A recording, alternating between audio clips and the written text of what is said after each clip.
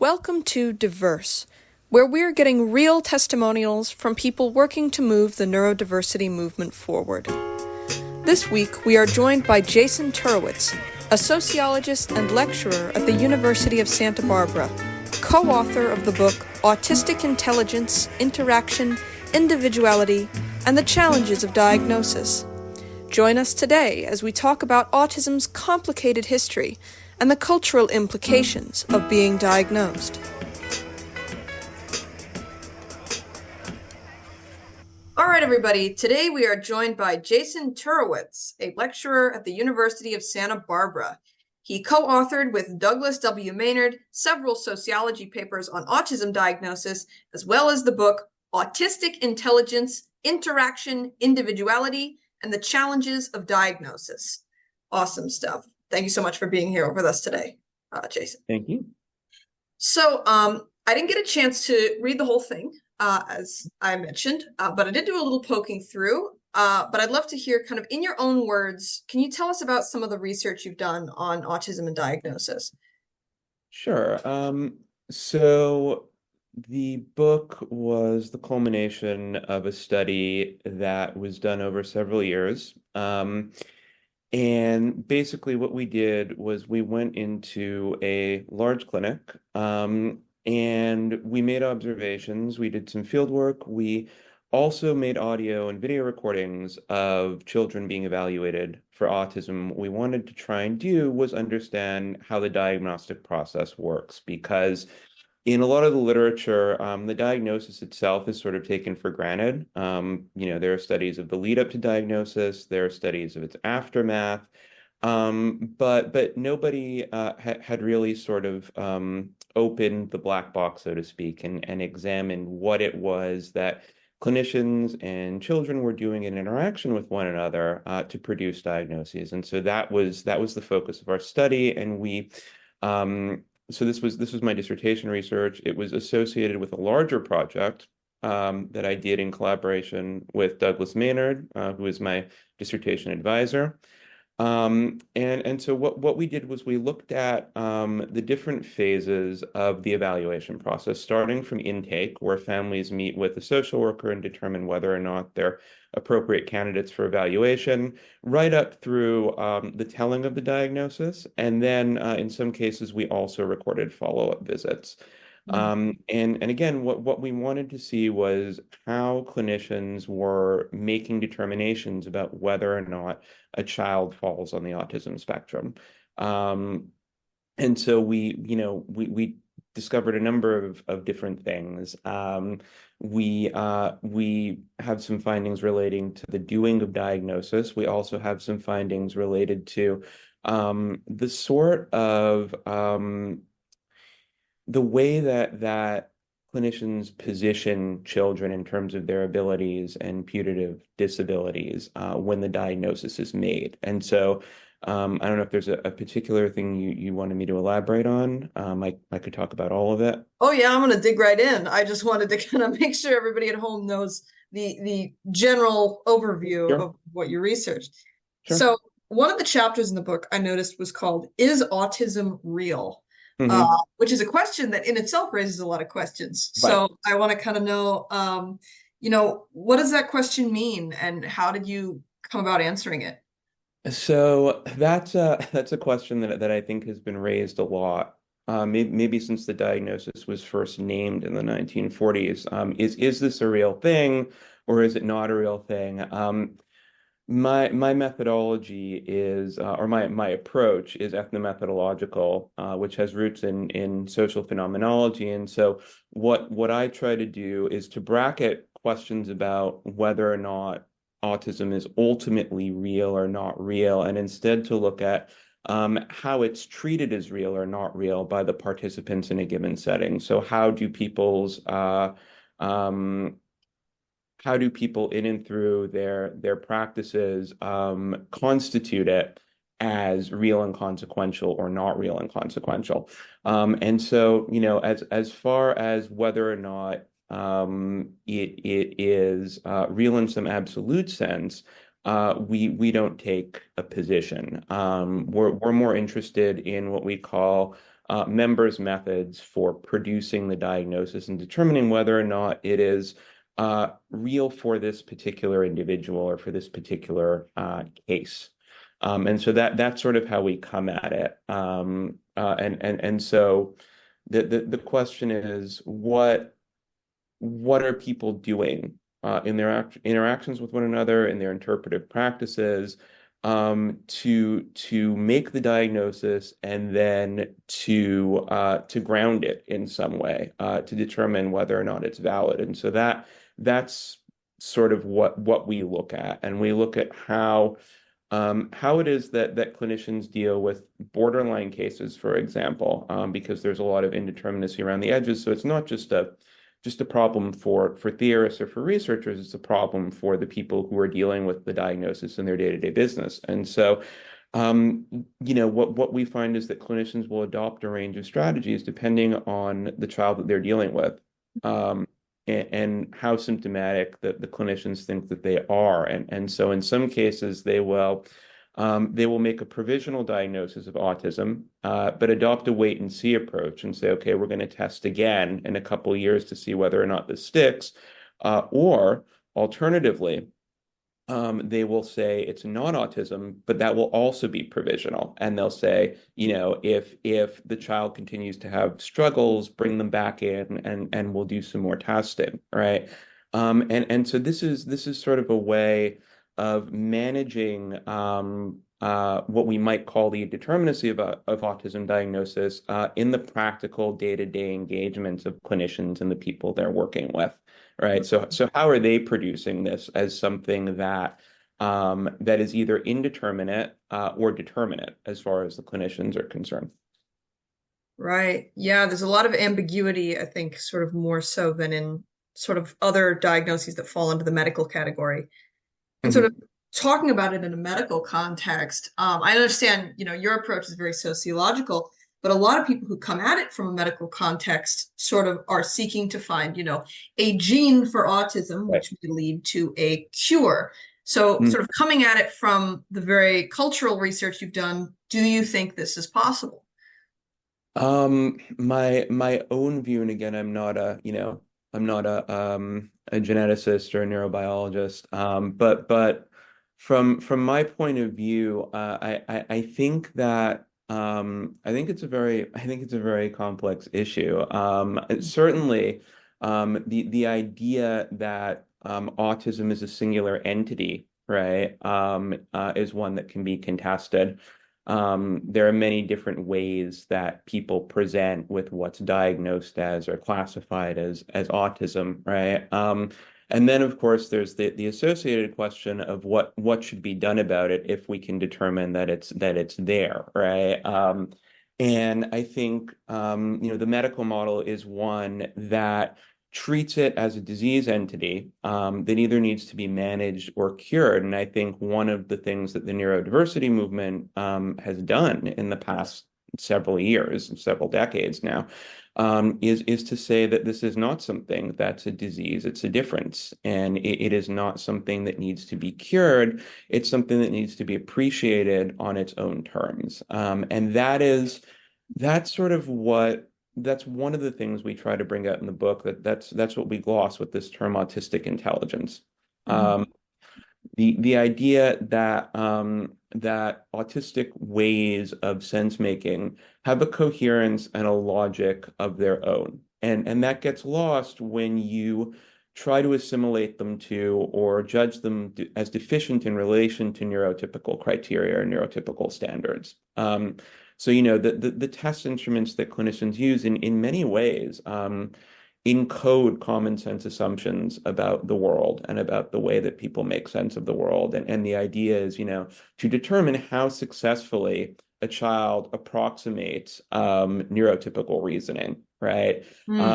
And so the diagnosis itself sort of builds deficiency into its criteria. It's not about the presence of abilities, it's about the absence of abilities and what that means for the child's functioning and diagnosis. And what we show is that children exhibit all sorts of skills and competencies that the test either doesn't register, or that it treats as incompetence, right? And oftentimes when children do things that could be seen as skillful, as having a coherence and intelligence in their own right, they're either glossed over, treated as evidence of deficiency, or treated as occasions for anecdotal humor, right? Like, oh, Mm, they did this and this was so funny, or just as an aside, they did such and such during the evaluation. And I thought it was hilarious, right? And they don't sort of go beyond that to probe what methods of sense making that behavior might be exhibiting. And so if you sort of do that, what you find is that children, the children we observe certainly, are sometimes failing to make sense in a way that neurotypical people take for granted. But they are making sense. And mm, so rather than insist that the child sort of conform to neurotypical criteria, you can turn it around and ask how it is that neurotypical people are failing to make sense with the child. So that the mhm, child's putative errors, right, on the test could be pathways into what we describe as the child's world, right? These are opportunities to enter the child's world, and you close those down when you treat them as evidence of deficiency, mhm. right? And sort of leave it at that. And so all of that stuff ends up not being recorded by the test, but it's very much there. And so I think, getting back to your original question, that very much fits with what neurodiversity activists have been talking about. That this is a different way of sense making. It's a different set of practices, but it's not a disease entity or the symptom of a disease entity that needs to be cured. Mm.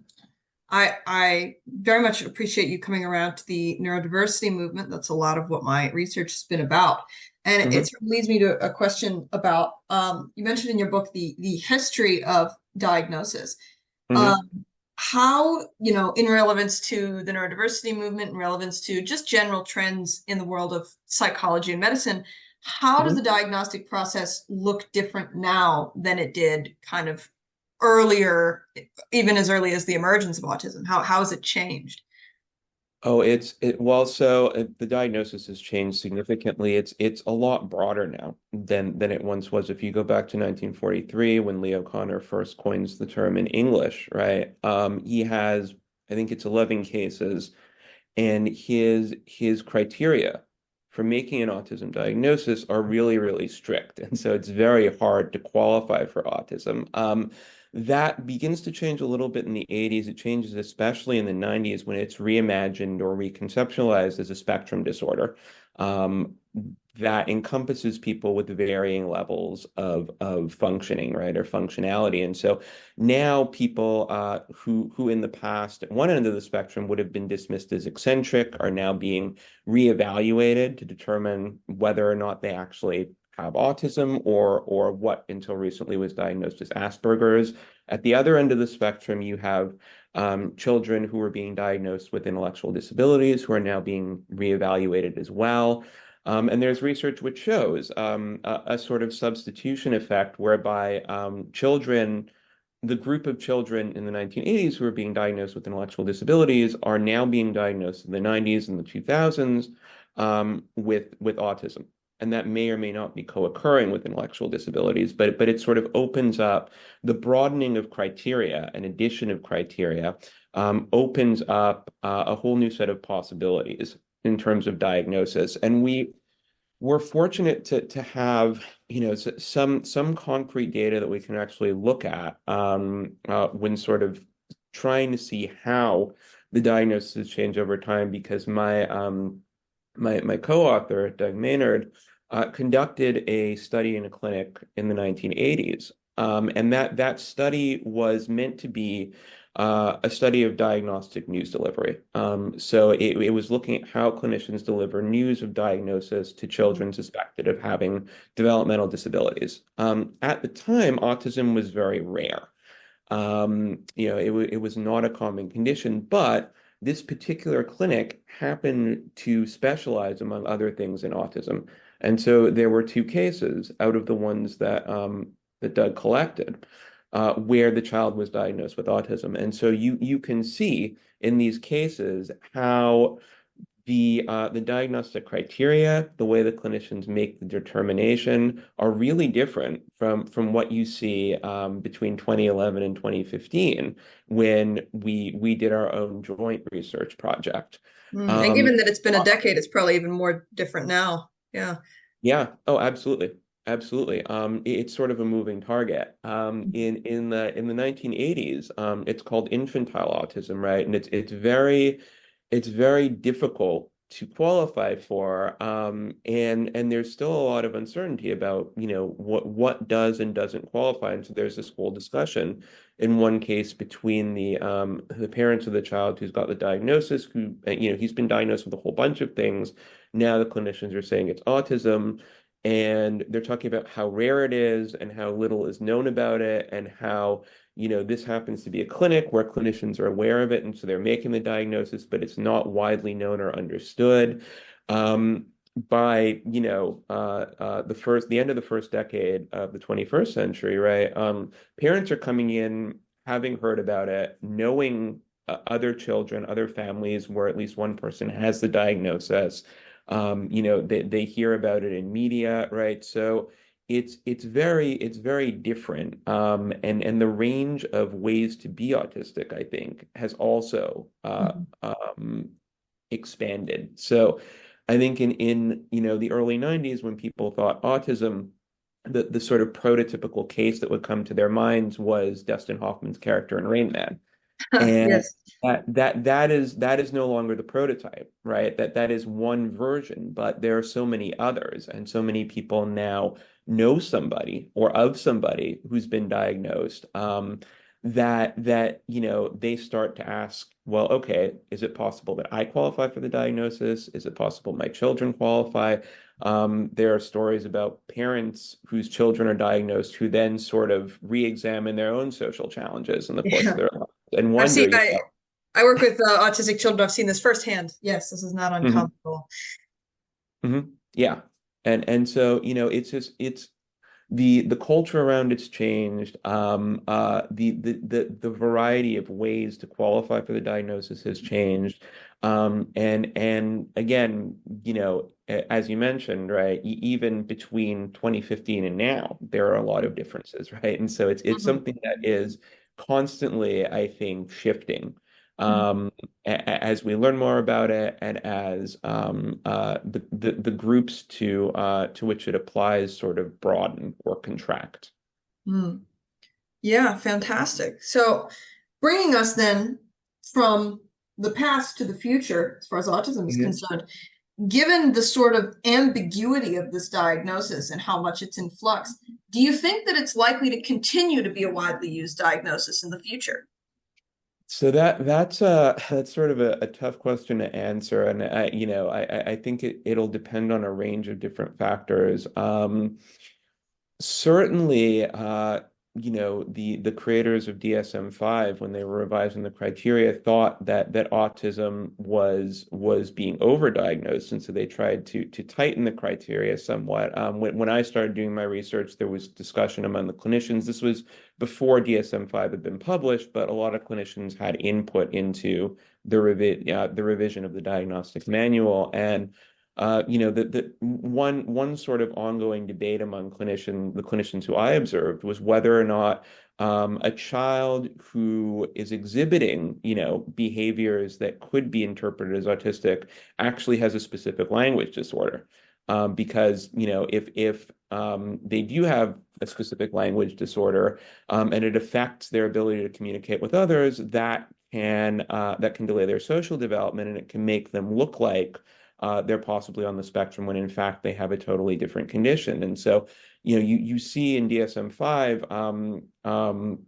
the creators of the manual trying to take that into account, and trying to sort of tighten up the restrictions around things like pervasive developmental disorder not otherwise specified, right? Which had been in the past sort of a catch-all for things that didn't clearly fit into any one specific subtype of autism, but nonetheless seem to belong somewhere on the spectrum. So there was an attempt to sort of make the criteria more restrictive, at least so far.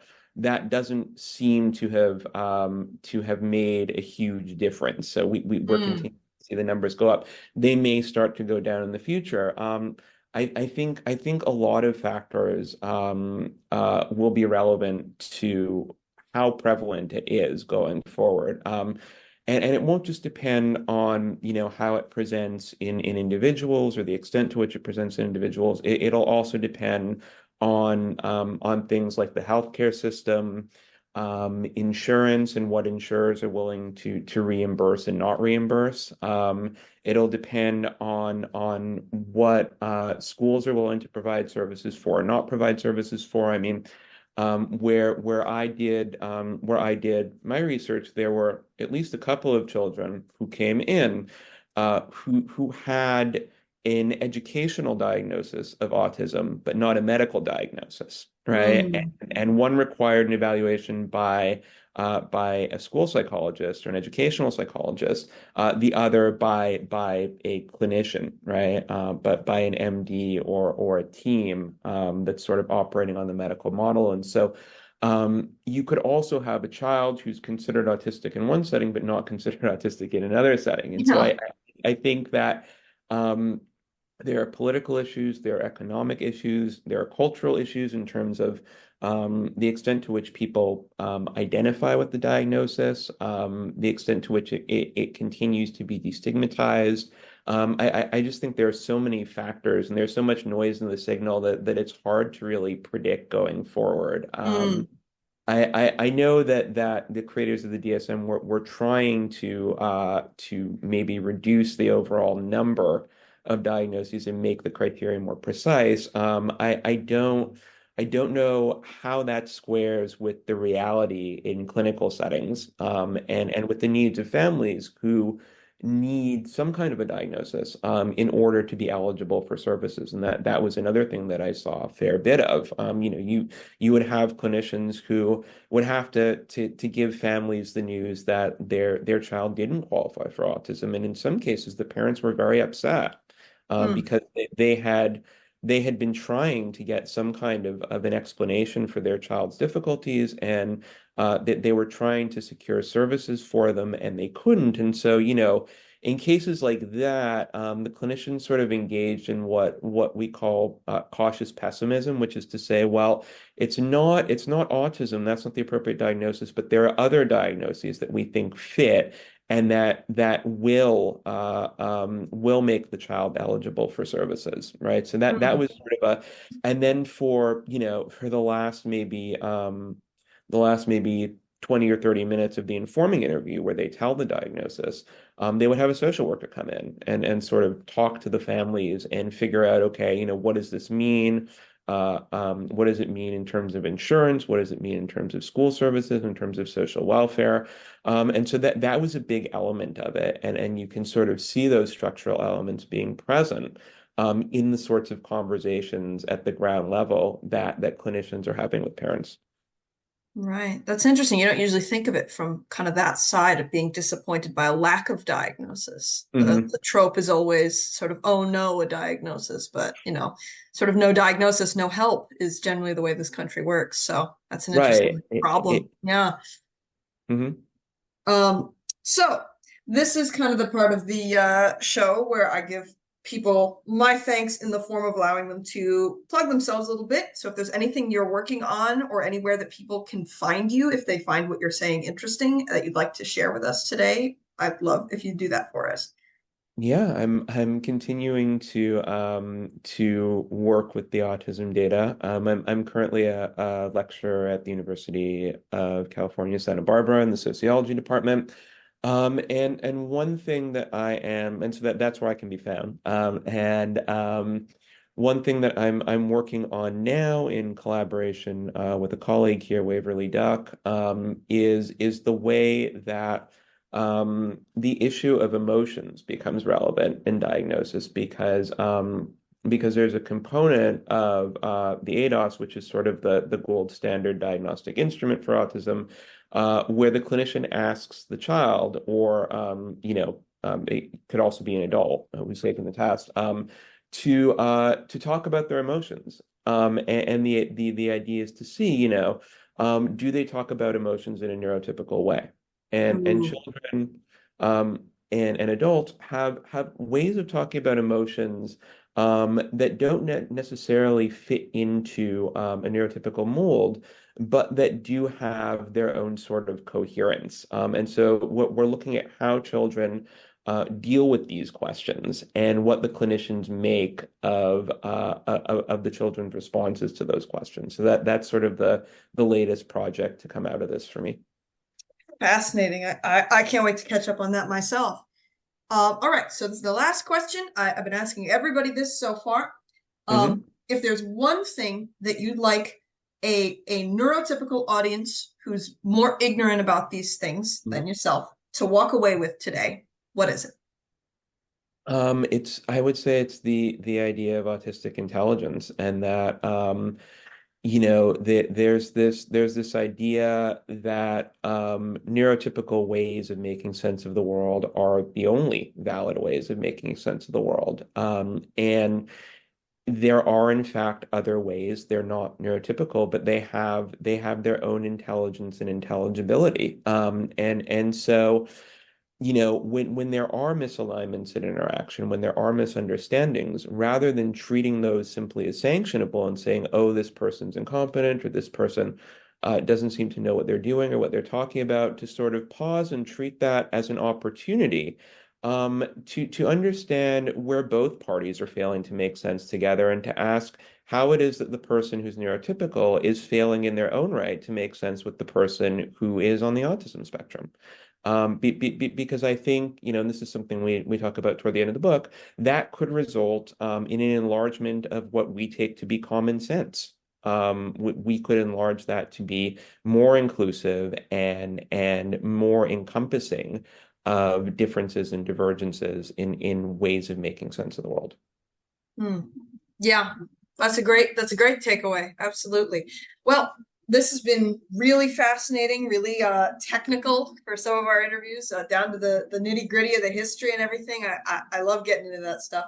Thank you so much for joining me, Jason Turowetz. Had a great time. Yeah, thank you so much for coming. All right. Thank you for having me. That concludes the final episode of Diverse. Thank you very much for joining me in this experience and listening to the different ways we can talk about autism and neurodiversity. I hope you're able to come away from this experience more enlightened about people who are different from yourself. This is your host, Avador Auden, signing off for the final time. So long, good night, and stay curious.